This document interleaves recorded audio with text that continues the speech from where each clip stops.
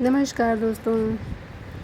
सितंबर start हो गया है और अब तो बारिश भी लगभग काफ़ी जगहों पे कम हो चुकी है, लेकिन फिर भी हल्की-फुल्की हो रही है। और मेरे पीस लिली में ना फूल अच्छी खासी फ्लावरिंग हो रही थी लगभग जुलाई तक। उसका जब काफ़ी ज़्यादा बारिश हुई ना, तो उसके बाद से इसकी फ्लावरिंग कम हो गई।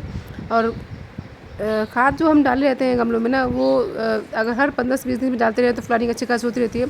लेकिन बारिश के दिनों में ना, जैसे गमले हमारे बाहर रखे हैं तो बारिश होती रहती है, जो भी हम खाद डालते हैं सब वो बारिश में बह जाती है, तो फ्लावरिंग वगैरह इतनी ज़्यादा नहीं होती है। और देखिए पत्तियाँ भी ना, इसकी बहुत ज़्यादा बुशी हो गया है पौधा, और पत्तियाँ भी हल्की फुल्की जली सी और सूखनी सी लगी है। तो मौसम थोड़ा सा बदलता रहता है तो पौधों पे उसका साफ असर दिखता है। और इसलिए तो एक तरह से इंडोर प्लांट भी है। और फ्लावर प्लांट है, अगर धूप में रखेंगे तो फ्लावर्स आएंगे और इंडोर रखेंगे तो फ्लावर्स नहीं आते हैं। तो फ़िलहाल मैंने इसको बारिश में रख दिया था बाहर कि जो है कि थोड़ा सा पानी वानी पड़ेगा तो पौधा अच्छा रहेगा। और देखिए इसकी अच्छी खासी मिट्टी सूख चुकी है, तो मैंने कई दिन से पानी डाला नहीं, इसको मैंने छाया में रख रखा था ताकि बारिश का पानी ना पड़े और मिट्टी थोड़ी सूख जाए। काफ़ी ज़्यादा नमी थी, तो सूखना देना इसलिए ज़रूरी है कि उसमें मुझे डाली थी खाद, लिक्विड खाद। तो लिक्विड खाद डालने से पहले जो है कि आपके किसी भी पौधे की जो मिट्टी है ना, वो थोड़ा सूखी होनी चाहिए, क्योंकि वो बहुत अच्छे से फिर उसको लिक्विड खाद को पौधा लेता है। लिक्विड खाद डालने से पहले कभी भी आप ऐसा ना हो कि मिट्टी सूखी रहे, सॉरी गीली रहे और उसमें आप डाल दें।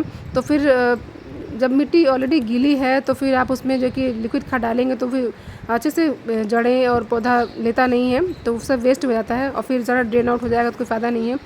तो देखिए सबसे पहले तो एक काम करना है पीस लिली में कि जितनी भी सूखी पत्तियाँ दिख रही हैं ना, सूखी पत्तियाँ और आधी टूटी पत्तियाँ, तो उन सबको पहले हटा करके पौधे को क्लियर कर लेना है।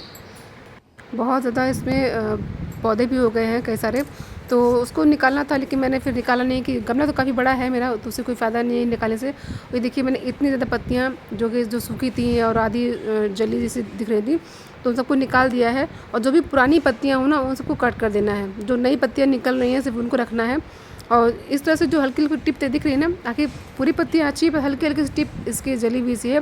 तो चाहें तो आप रख सकते हैं और चाहें तो हटा भी सकते हैं, क्योंकि फिर अभी खाद डालेंगे ना तो पत्तियाँ नई नई आएंगी ही, तो रखने कोई फ़ायदा नहीं है। तो ज़्यादा मैंने कोशिश की है पौधे को हल्का करने की, क्योंकि जब हमारे पौधे में बहुत ज़्यादा पत्तियाँ होती हैं और उसका जो पोषण होता है ना पत्तियों में ज़्यादा जाता है, तो फ्लावरिंग कम होती है। इसलिए मैंने जितनी लगभग ये सारी पत्तियाँ निकाल दी हैं। और इन पत्तियों को फेंकना नहीं है, जहाँ हम जो कि किचन गार्डन या किचन वेस्ट जो भी कुछ हम इकट्ठा करते हैं ना, वहाँ आप डाल देना है। हम लोग अपने गार्डन का एक दिन का भी फेंकते नहीं हैं, सब खाद बनने में यूज़ हो जाती है। और अगर आपके गमले की मिट्टी जल्दी सूख ना रही हो ना, तो उसको आप गुड़ाई करते रहिए। जैसे इसको धूप में रखिए, या धूप में मतलब रखिए, बारिश नहीं पड़नी चाहिए। और गुड़ाई करते करते जब मिट्टी ऊपर नीचे होगी ना, तो वो मिट्टी सूख जाएगी। तो मिट्टी का सूखना बहुत ज़रूरी है। सूखने मैं इसलिए बार बार कह रही हूँ ना, क्योंकि जब लिक्विड खाद डालते हैं तो मिट्टी का सूखना ज़रूरी है। और अगर आप सॉलिड खाद डालते हैं तो सूखना ज़रूरी नहीं है, लेकिन फिर भी मिट्टी अगर सूखी रहती है तो खाद डालने के बाद हम पानी ज़रूर डालते हैं, और डालना भी चाहिए, ऐसे ही खाद डाल के छोड़ना नहीं चाहिए। इसलिए भी मिट्टी का सूखा रहना ज़रूरी है। तो देखिए मैं लगभग हर दूसरे दिन इसको गुड़ाई करती हूँ ताकि मिट्टी सूख जाए। और अच्छी खासी धूप भी अभी हुई है, तो इस तरह से करके मैं 2-3 दिन छोड़ देती थी। अभी सितंबर में ही अगर हम अपने पीस लिली की अच्छी खासी मतलब कि खाद डाल देंगे ना, और तो ये पूरा जो है कि नवंबर तक अच्छी खासी फ्लावरिंग करेगा, ये काफ़ी अच्छी फ्लावरिंग होगी। तो अभी इसमें बहुत अच्छे फूल निकले थे। और पीस लिली का फूल तो अगर एक बार खिल जाना तो करीब 10-12 दिन तक चलता है, जल्दी सूखता नहीं है इसका फूल। तो लिक्विड खाद डालने के लिए देखिए मैंने पानी लिया है बाल्टी में, और खैर मैंने पानी ज़्यादा लिया हुआ है, क्योंकि मैं एक पौधे में नहीं, मैं कई सारे पौधे में डालने के लिए बना रही हूँ।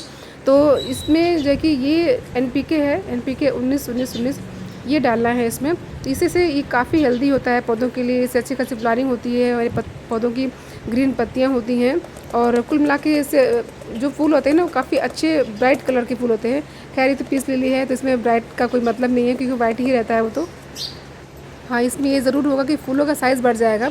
तो फूलों का साइज़ भी बड़ा बड़ा होता है और अच्छे रहते हैं फूल। जैसे कभी कभी कलियाँ निकलती हैं ना, तो जल्दी पूरी तरह से खिल नहीं पाती हैं, गिर जाती हैं। तो ये सब चीज़ें भी नहीं होती हैं इसमें। तो मैंने पूरा ये बाल्टी खाद बनाई हुई है इस तरह से। तो मेरे कई सारे पौधे हैं, उसमें डालना है। तो ये मैं पीस लिली में भी डालूँगी।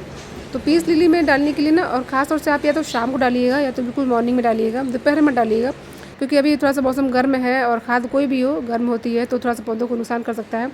तो अभी बिल्कुल सुबह सुबह का टाइम है, हल्की हल्की धूप निकली हुई है, हमारे यहाँ थोड़ा सा आती है धूप इधर से, तो मैं सुबह सुबह ही डाल रही हूँ। और हालांकि गमले को मैं छाया में कर दूँगी खाद डालने के बाद।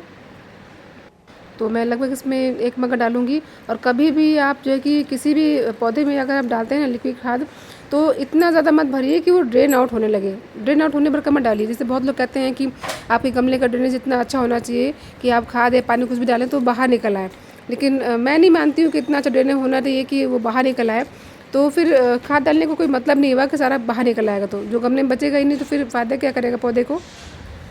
मैं थोड़ा धीरे-धीरे करके पानी डालती हूँ पौधों में कि वो बाहर नहीं निकले। जो मिट्टी है ना उसके अंदर वो पूरी तरह सोख ले और बस वो पौधे में ही, जड़ों में ही बना रहे, बाहर नहीं निकलने पाए।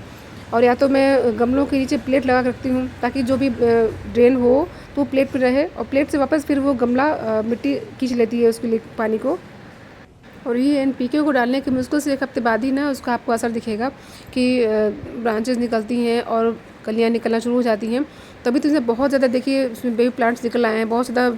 इसको थोड़ा-सा मुझे अलग गमले में लगाना था, लेकिन फिर अब इस बार नहीं लगाऊँगी। मैं अगले साल बरसात में कोशिश करूँगी लगाने की, क्योंकि काफ़ी ज़्यादा गमला भरा नहीं पूरी तरह से। अभी मेरा ये करीब 12 इंच का गमला है, 12 इंच से ही बड़ा है मुझे लग रहा है। और तो इसके लिए सफिशिएंट है, जितने पौधे हैं ना उस हिसाब से गमला सफिशिएंट है। तो हमें जो है कि गमला भी पौधों के हिसाब से रखना चाहिए। अगर कोई पौधा बड़ा है और छोटा गमला रखेंगे ना तो अच्छे से फ्लावरिंग नहीं करता है, और पौधा छोटा है बड़ा गमला रखेंगे तो वो बस पत्तियाँ ही निकालता है, फिर फूल नहीं निकालता है और जड़ें वगैरह बढ़ती हैं उसकी। ऐसा पौधे के अकॉर्डिंग ही गमला होना चाहिए, और मेरा पौधे के अकॉर्डिंग गमला है। इस तरह से अपने पौधों में डालिए खाद। तो देखिए ये वाला मेरा गुड़हल बहुत ज़्यादा अच्छा खिलता है, बहुत अच्छी फ्लावरिंग हो रही है। इसकी कोई भी ब्रांच ऐसी नहीं है जिसमें कलियाँ ना निकली हों, और डेली 3-4 फूल खिलते हैं इसमें। अपने सभी तरह के पौधों में ये वाली खाद डालिए। ये वाली खाद काफ़ी इफ़ेक्टिव है, इसको आप 10 से 12 दिन पे रिपीट कर सकते हैं। और ये वीडियो इन्फॉर्मेशन अच्छी लगी हो तो प्लीज़ मेरे चैनल को सब्सक्राइब कीजिएगा, और फेसबुक पे भी मेरा पेज है उसे भी फॉलो कीजिएगा।